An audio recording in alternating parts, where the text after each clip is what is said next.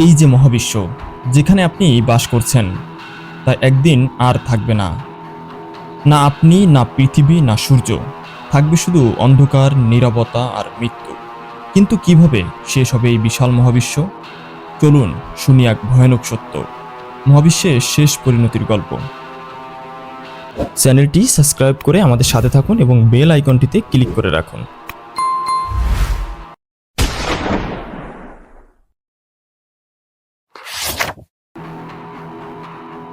মহাবিশ্বে আজ কোটি কোটি তারা জ্বলছে, কিন্তু একসময় সব নক্ষত্র নিভে যাবে।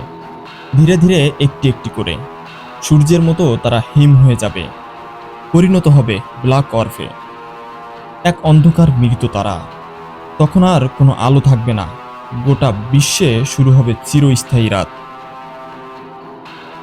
যখন কোনো নক্ষত্র থাকবে না, তখন মহাবিশ্বে রাজত্ব করবে এক ব্ল্যাক হোল। একে একে সব গ্রহ, ধূলিকণা, এমনকি আলো সব গ্রাস করবে এই তারাগুলো। কোটি কোটি বছর পর এই ব্ল্যাক হোলগুলো নিজেরাও ধীরে ধীরে বাষ্প হয়ে যাবে হকিং বিকিরণের মাধ্যমে। মহাবিশ্ব হয়ে উঠবে এক বিশাল ঠান্ডা এবং অন্ধকার কবরস্থান। তখন কোনো তাপ থাকবে না, থাকবে না আলো, জীবন, গতি বা সময়। এক ভয়ানক এবং চূড়ান্ত নিঃসঙ্গতা, যেখানে মহাবিশ্বের প্রতিটি বিন্দু সমানভাবে ঠান্ডা আর প্রাণহীন।